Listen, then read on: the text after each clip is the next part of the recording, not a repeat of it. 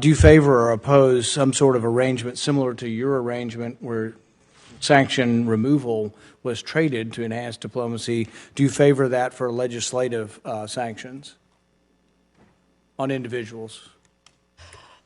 Senator Paul, in the context of a Russian decision to negotiate seriously and withdraw its forces from Ukraine and return territory, I would certainly favor, and I believe Secretary Blinken would also favor, I don't think hardly taking off sanctions on a member of the Duma is going to be traded for the end of the war. I mean, I wish it were that easy.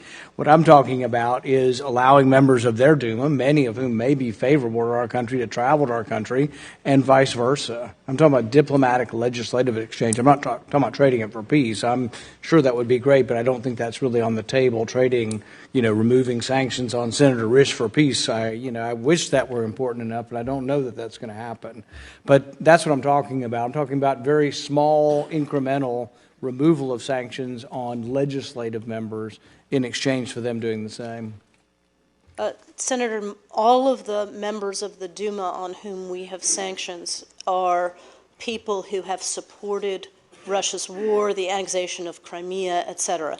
That would be about 90% of the people of Russia. I mean, it probably would be 90% of the Duma. We only have sanctions on 25 or 30, but I would venture to say every member of the Duma probably supports Crimea. I'm not saying it's right. I'm just saying this is their perspective.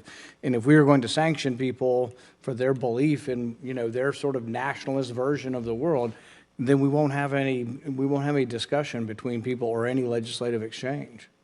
Senator, I would say that if it is in U.S. interest for there to be conversations with Russians, we should look hard at what can be done to facilitate those. I would argue that it is. This is my first video update from Nicosia, Cyprus on this Friday morning.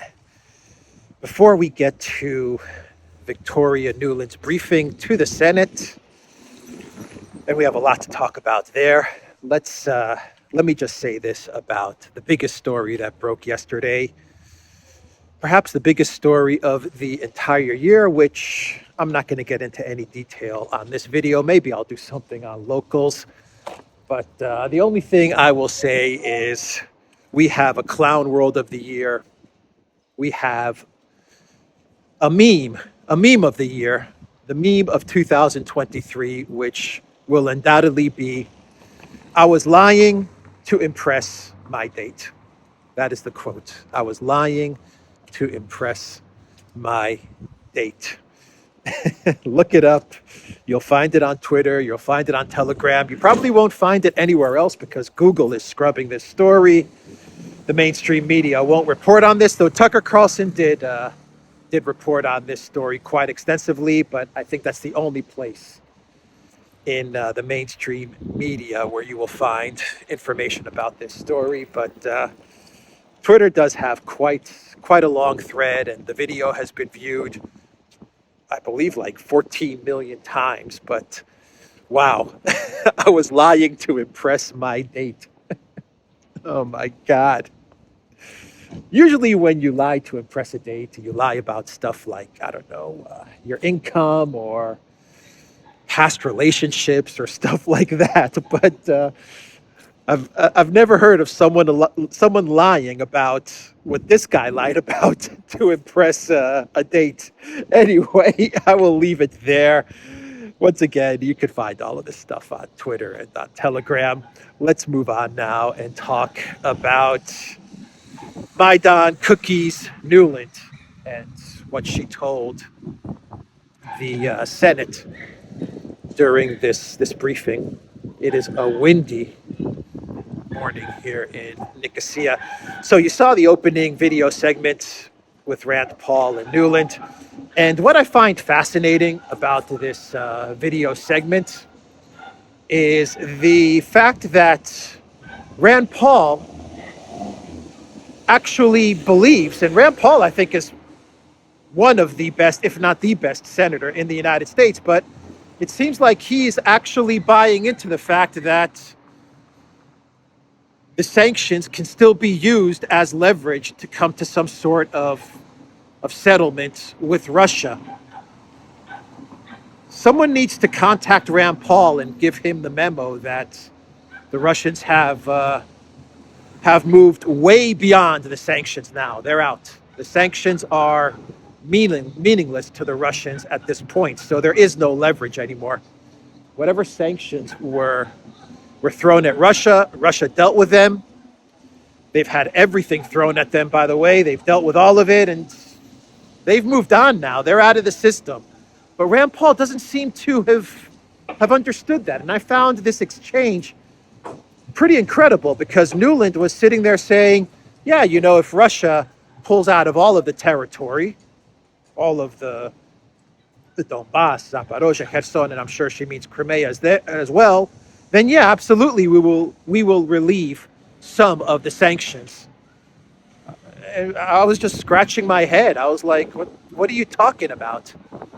Sanctions are done. They're over. There is no leverage there anymore because Russia dealt with the sanctions. Anyway, I found that whole exchange interesting and a bit bizarre. Maybe delusional is the right word because they still believe that the sanctions have some sort of effect on Russia. Anyway, that was an interesting exchange. There were a lot more interesting statements from Newland. Just trying to think which direction should I go here in downtown Nicosia. Let's loop it that way. That's what I'll do. All right. So watching Newland give this briefing to the Senate, one thing came to my mind, and that is that Newland runs the show with regards to this conflict in Ukraine.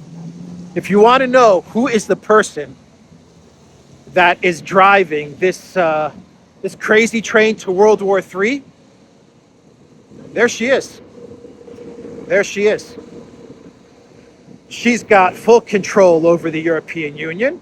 You know, F the EU, 2014 conversation with Ambassador Pyatt, F the EU Newland. She's got full control over the European Union, and she's making good on that F the EU statement as well. Senator Cruz, like you, I am, and I think the administration is very gratified to know that Nord Stream 2 is now, as you like to say, a hunk of metal at the bottom of the sea. She's making very, very good on that statement because she is absolutely crushing the EU.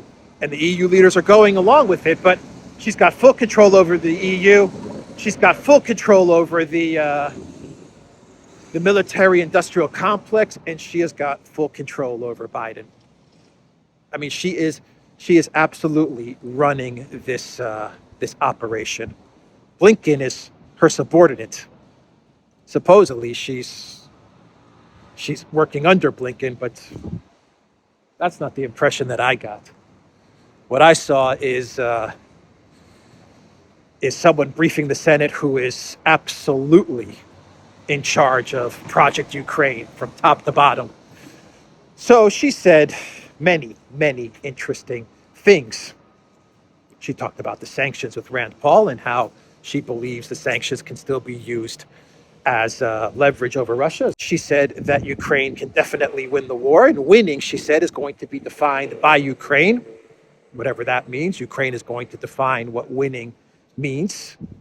Okay, she was asked about tribunals and war crimes, and she was asked how she's going to approach diplomacy on one side, as she's part of the State Department. So as a diplomat, she was asked, how are you going to approach trying to find a diplomatic solution to this conflict, of which she's not really interested in. But anyway, she was asked that question. And how are you going to balance it out with this State Department rhetoric and this push by the collective West for tribunals and prosecuting war crimes? And she said that she absolutely believes that the Russian president, Vladimir Putin, is guilty of war crimes. I think the direct quote was that Putin is guilty of prosecuting war crimes. Something along those lines is what she said. But that was her statement. And then she said that the US in the past has been very successful at finding diplomatic solutions to conflicts while at the same time pursuing justice. And her examples of this were Rwanda, Bosnia, and Kosovo. Just so we understand that Victoria Newland, the State Department, actually believes that the solution to the conflict in Ukraine is something along the lines of Kosovo, which essentially means breaking up Russia or taking a piece of Russian land, of Russian history, of Russian culture, throwing a NATO base on it, and then pretending that it's a country. That was the Kosovo solution, right? And that's what Victoria Newland is saying. And then putting a bunch of leaders up on trial at The Hague. It was in what was essentially a sham trial, where some of those leaders were actually found not guilty after they had passed away. But that's another video at another time. But that's her solution, the Kosovo solution for Russia. Dangerous stuff, very, very dangerous stuff. She talked about Belarus. That was an interesting exchange where she admitted that the State Department is still trying to get a regime change in Belarus. I talked about this in my nighttime video 2 days ago, and I said how when I was talking about the non-aggression pact that Ukraine wanted to get going with Lukashenko, I was talking about how the coup in Belarus a couple of years ago was a huge blow to the plans of the collective West as they were trying to destroy Russia, because the first country that they were targeting in this plan was Belarus. Maybe you could say the second, because they've been targeting Serbia now for 20 years. They've been trying to demolish Serbia, but they really focused in on Belarus. When was it? 3-4 years ago during the elections, and they were very close to getting a regime change. If they had gotten that regime change, Russia would have been in trouble. And I noted this in my video a couple of days ago. You would have had a belligerent NATO in Belarus right on Russia's border. Underneath Belarus, you would have had a belligerent NATO building up in Ukraine. And then they went to target Kazakhstan. So, I mean, you can see their strategy. Their strategy is to pick apart all of the countries that are allied with Russia, surrounding Russia, have some sort of cultural affinity to Russia. Their strategy is to pick those countries apart. Sometimes their strategy is to just go after something like the Orthodox Church, which an institution that could be associated with the Russian culture. But in this exchange that she had, and I'll play you the video. Actually, let me just play the video now. I have a very excellent chargé who is doing most of the on-the-ground contact work, but our Assistant Secretary for Europe and Eurasia, Karen Donfried, has been meeting with Belarusians, as has her deputy, Robin Donegan, at regular intervals to test whether there might be any openings there. I would not say that we've had manifest success, but also working intensively with the Belarusian opposition. Okay, so that was the exchange with regards to Belarus. And Newland is basically saying that, you know what? Things didn't work out during our first go at regime change a few years back, but we're still trying. That's what she's saying. We're still trying to find holes in the Lukashenko government so that we can get a regime change. A fascinating revelation. I thought it was a fascinating revelation. Turkey, she talked about Turkey, Finland, Sweden, and how Finland and Sweden should absolutely get into NATO ASAP. But once again, Turkey is being a little bit of a pain for the NATO plan to expand into Finland and and Sweden. And, I listened to what Newland had to say about Turkey, Finland, and Sweden and NATO, and I just thought to myself, this is foreshadowing some sort of a go at regime change in Turkey if they don't get the outcome that they want in the elections, and if Turkey continues to be a bit of a problem with the yes vote for Sweden and Finland into NATO. That's what she was saying, that they're going to find a way to get Finland and Sweden into NATO, and they're going to find a way to deal with Turkey. That was a fascinating exchange as well.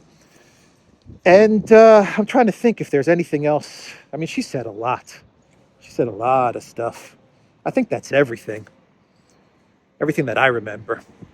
But wow, what a hearing. What a briefing. Let's not call it a hearing. What a briefing from Newland to the Senate. Oh, she talked about India as well. This was huge. I think she's planning a trip to India, and her goal in going to India is to convince India to ditch Russia. She wants to convince India to ditch any type of cooperation with regards to weapons that India has with Russia. She said, in the case of the oil price ceiling, in relation to which India was previously quite skeptical, it is now the main beneficiary since the oil it buys from Russia is much cheaper. And we are now working with them on how to get away from Russian weapons. So she's going to travel to India and figure out a way to pressure India to leave Russia, to leave their good relations with Russia. And India, for me, I look at India as a country that I think 70% of the weapons that they have or that they're using are Russian made. I think something along those lines. And I look at India and I say to myself, okay, India, yes, is going to want to purchase Russian weapons. By the way, I thought Russia was running out of weapons, so where are they finding the weapons to sell to India? Anyway, that's a whole nother story. But they've been telling us that Russia has no weapons, and now Victoria Newland is concerned about Russia selling weapons to India. I thought they have no weapons to sell. But I've always looked at India as a country that at this moment, yes, is working with Russia and they're purchasing weapons with Russia, but they're more interested in cooperating with Russia to build up their own military industry. That's how I've viewed the Indian policy with regards to weapons, and they've actually got cooperation agreements with Russia in order to build up their military industry. So I think she's going to fail in a very, very big way, because I think the Modi government, yes, is purchasing weapons from Russia, but I don't think that's the point. I think the goal for the Indian government is not the purchase of weapons with Russia, but it's the cooperation with Russia on building a military industry so that India's military industry can grow and be independent. And Russia is working with India on that. So that was an interesting statement as well from Newland. And I think that covers everything. So we have a lot of countries in Europe, in the EU, a lot of statements coming out of the EU where they are trying to distance themselves from the comments made by Baerbock, where she said, we are fighting a war against Russia. The French foreign minister said, neither France nor its allies are fighting a war against Russia. That is what France said. Stoltenberg and NATO, they also came out with a statement, and they're like, we're not fighting a war with Russia. We don't know what she's saying. But the best comment came from the president of Croatia. And this guy he's something else, I have to admit. He is something else, the comments that he comes up with. Very, very sharp comments. And let me just read you what he said. And this is the Croatian president, Zoran Milanovic. And he was asked about Annalina's comments, and he said that Croatia should in no way help Ukraine militarily. He then said, "Do you want us to enter the war?" This is what he told reporters. And then he said this, and I quote, "Now the German foreign minister says we must be united because, I quote, we are at war with Russia. I didn't know that. Maybe Germany is at war with Russia, but then good luck. Maybe this time it turns out better than 70 years ago. If we are at war with Russia, then let's see what we need to do. But we won't ask Germany for its opinion. Let them figure out who is the actual chancellor over there. I've been in politics for a long time, and our country has been through a lot, but I've never seen this kind of madness before. I have never seen this kind of madness before." When he was asked about tanks, he said, "Russian or American, they burn just the same," Milanovic said, noting that the deliveries of armor to Ukraine announced by the US and Germany this week will only prolong the fighting. Those tanks may burn or they may reach Crimea, but Croatia will have nothing to do with it, he insisted. Incredible statements for the president. Now, from what I understand, in Croatia, the president is not the main decision-making a person in government. He's not the main authority. It's the prime minister. But either way, it is good to see a politician in Europe, a leader in an EU country with some common sense. Now, someone who doesn't have common sense is Zelensky. There's someone that has no common sense. And Zelensky, one sec. Got a lot of wind here. 1 minute. This is the new building. It's called 360 in Nicosia. Luxury apartments, commercial spaces for sale. I've heard that a 2-bedroom in this building, I think like 90 square meters or 100 square meters is going for about $500,000 is what someone told me. I'm not sure about that, but that's what someone told me. Anyway, someone who has zero common sense is Zelensky, and he was speaking to Sky News the other day, and he called Putin a nobody. This is Zelensky called Putin a nobody. Oh, yeah. So let's see here. The head of the government in Kiev made the remarks in an interview with Sky News recorded on Wednesday. Journalist Kay Burley asked Zelensky what would happen if he was in a room alone with President Putin and whether it would help resolve the conflict with Russia. After a long pause, Zelensky replied, "It's not interesting for me, not interesting to meet, not interesting to speak."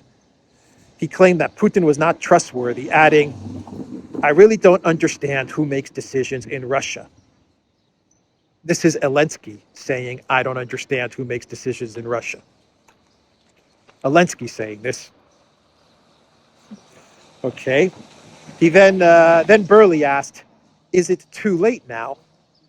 And Zelensky said, "Too late, not interesting. Who is he now? After full-scale invasion for me, he is nobody. Nobody." Okay. Well, you're not going to get any negotiations with that kind of attitude, are you? A lot of projection from Zelensky, a whole lot of projection. He's nobody. Zelensky has that mafia type of deep, like, growl in his voice, right? He's nobody. Let's see, Peskov. Peskov was asked about this, the Kremlin spokesman. He was asked to comment about the nobody comment from Zelensky, and he said that, and I quote, he didn't implement the Minsk agreements. Moreover, it turned out he had no intention to implement them. He was preparing for war, Peskov assessed. Peskov also said that the comments really didn't warrant a response, and Zelensky was elected on a platform of peace, but failed to deliver. This is true. Zelensky did run on a platform for peace, and 70% of the people of Ukraine voted for Zelensky based on that platform for peace, but Zelensky was obviously acting. So that is the president of Ukraine calling Putin a nobody and saying that he doesn't know who makes the decisions in Russia. So much projection there. Projection from Newland, projection from Zelensky. Newland talking about war crimes. Newland talking about war crimes. Zelensky talking about not understanding, not knowing who makes decisions in Russia. Crazy upside down clown world. It's not stopping the EU member states for scrambling to find weapons to give to Zelensky. This madness is not stopping EU member states. We have news that the Spanish government plans to prepare part of the Leopard 2A4S battle tanks, which have been stored in a warehouse in Zaragoza for more than a decade, for shipment to Ukraine. So Spain is dusting off their Leopards to send to Ukraine. Canada will transfer 4 Leopard 2 tanks to Ukraine, according to the Canadian Defense Minister. I said Canada would eventually give over those tanks, and sure enough, Canada is going to give over those tanks.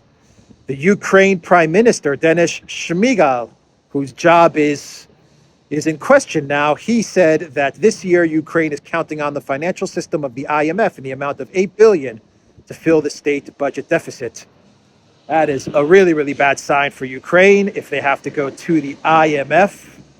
That is not good at all for Ukraine.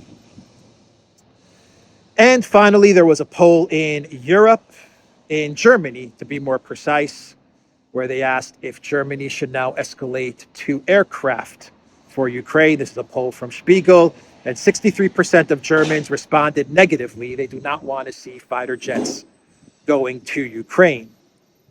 A share of the supporters, the people that actually said, yes, let's send fighter jets to Ukraine. Who are these people in Germany that are saying, let's send fighter jets to Ukraine? Anyway, only 26% of those supporters said rather or definitely in favor of supplying fighter jets to Ukraine. 11% were still undecided.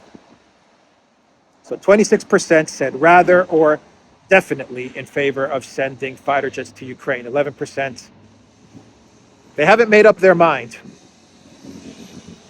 World War III, Armageddon or not? I haven't made up my mind. Who are these 11%?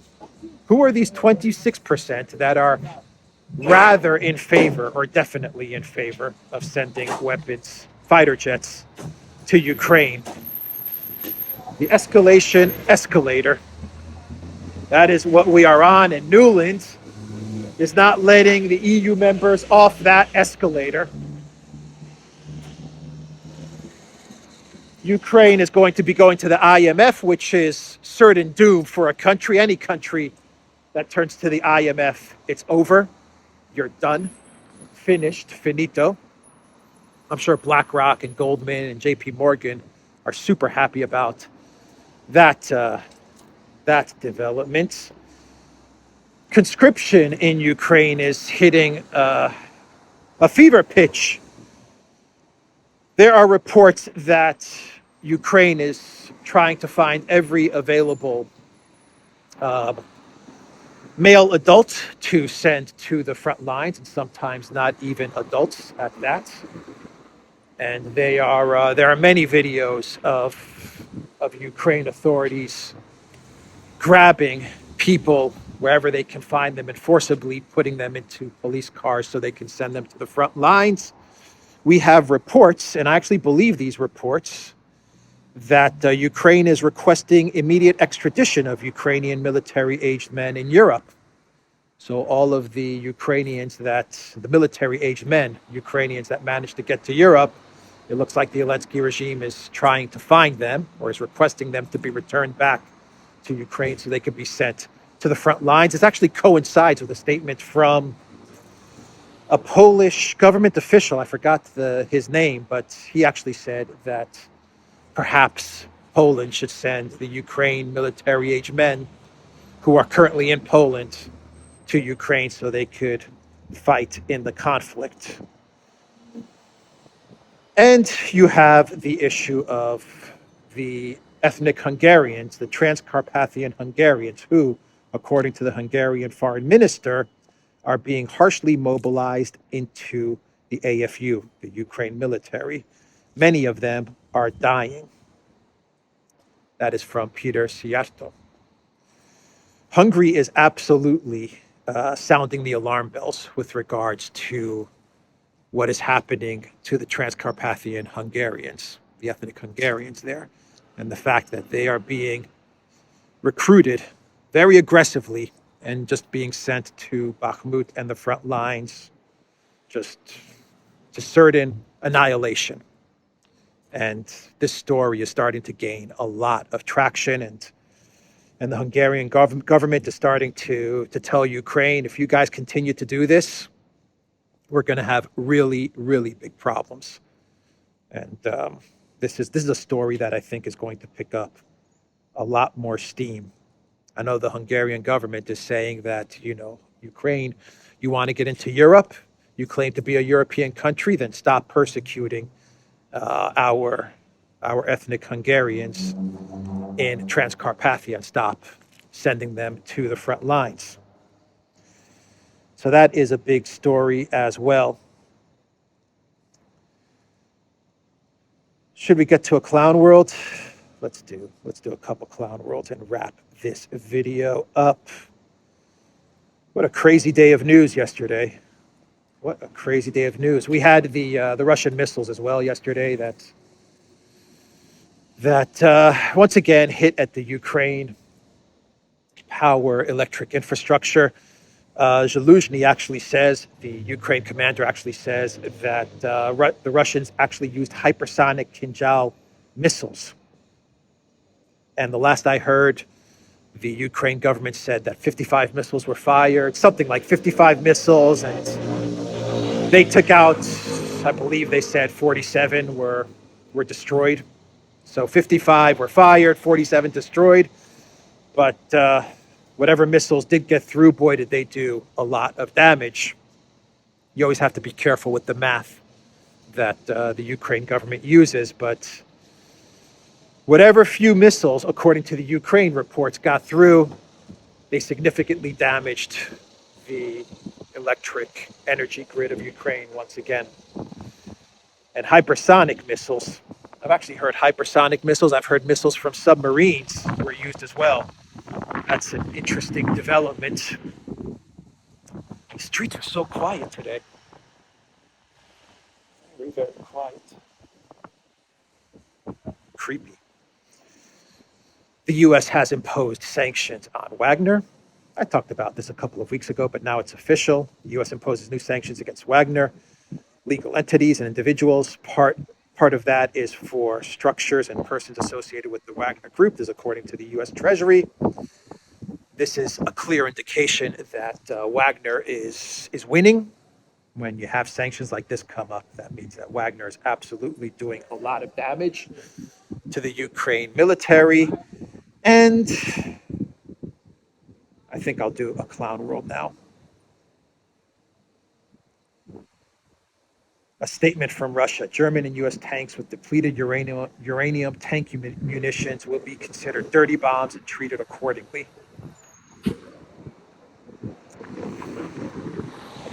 That is a statement from Russia. All right, so we have two clown worlds here to get to. The first clown world is coming from the Australian Open. Now, there's been a lot of a lot of news reports about how Russians bringing flags, or anybody bringing a Russian flag or supporting Russia, they get taken into a dark room and questioned by the Australian police at the Australian Open. But this story is not that.